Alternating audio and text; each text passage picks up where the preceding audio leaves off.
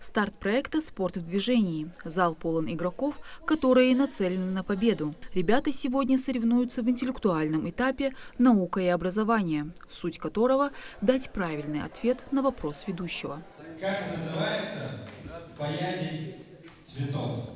Ровно минута, чтобы вспомнить ответ. Группа из 8 человек сообща приходит на их взгляд к верному, за который начисляется 1 балл. Вопросы в основном на логику, но попадаются и такие, на которые ответ знают только настоящие киноманы. Был вопрос, что такое дендрофобия. Я вспомнил фильм. С этим вопросом был связан фильм «Властелин колец». Я сразу же понял, что ответ – это деревья.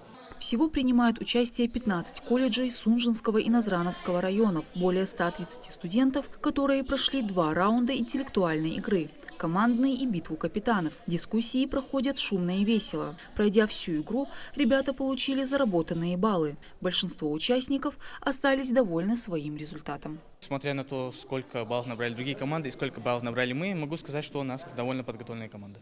Сколько баллов вы набрали? 20. Хороший это результат? В общем плане, если смотреть, то я думаю, да.